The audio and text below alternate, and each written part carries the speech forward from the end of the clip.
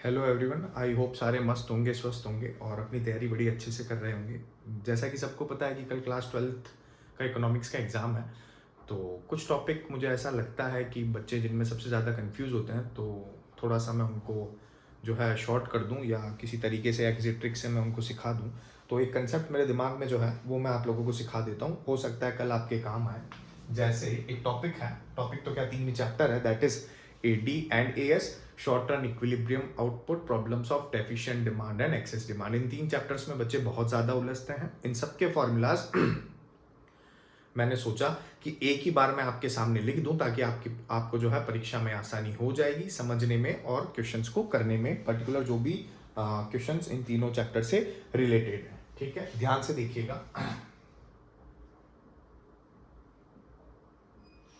Formulas of AD and AS, ठीक है, इसी के साथ शॉर्ट रन इक्विलिब्रियम आउटपुट और प्रॉब्लम्स ऑफ डेफिशिएंट डिमांड। देखिए बोर्ड छोटा है, मेरे पास जगह कम है, लेकिन है ना, मैं आपको थोड़ा सा ट्रिकी तरीके से समझाने की कोशिश करूंगा, तो मुझे बार बार इरेज भी करना पड़ेगा। तो ये पर्टिकुलर जितने भी फॉर्मूलाज हैं मैं इन तीनों चैप्टर से रिलेटेड लिख रहा हूँ। हालांकि इसमें कोई फॉर्मूला है नहीं, लेकिन ये इंटरकनेक्टेड इन दोनों चैप्टर से ही है।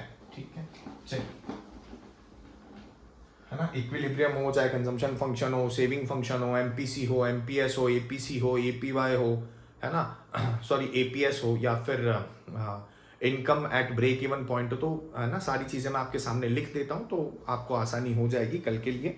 ठीक है, चलिए, सबसे पहला कंसेप्ट जो इन तीनों चैप्टर्स में बनता है वो है AD is equals to AS। एक तो आप ये याद रख सकते हो, दूसरा savings is equals to investment, तीसरा y is equals to C plus I. देखिए ये जो तीनों कंसेप्ट है ये आपको बताते हैं कि आपकी जो इकोनॉमी है वो इक्विलिब्रियम पे है या नहीं। मतलब ये तीनों पर्टिकुलर कंडीशंस अगर सेटिस्फाई है तो आपकी जो इकोनॉमी है वो किस पर है, क्लास इक्विलिब्रियम पे है। ठीक है, तो तीन चीजें बेसिकली आप ये याद कर सकते हैं। उसके बाद चौथी चीज जो है वो है आपका MPC is equals to delta C upon में डेल्टा Y। इसी के साथ वापस हम MPS का देखते हैं, तो डेल्टा S अपॉन में डेल्टा Y। इसी के साथ हम देखते हैं APC, तो इसका हो जाएगा आपका C बटा में Y। इसी के साथ APS, तो इसका हो जाएगा आपका S बटा में Y।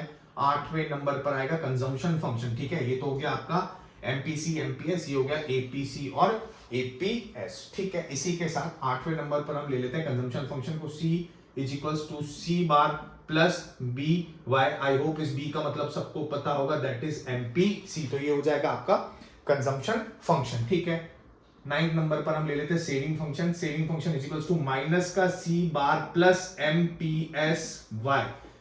ऊपर ये MPC, तो ऑब्वियसली बात है, नीचे जो है वो क्या हो जाएगा आपका MPS हो जाएगा। हमेशा याद रखना B की वैल्यू MPC, आप इसको ऐसे भी लिख सकते हो MPCY। ठीक है, ऐसा लिखो चाहे ऐसा लिखो, बात एक ही है। ठीक है, 9 नंबर पर ये हो जाएगा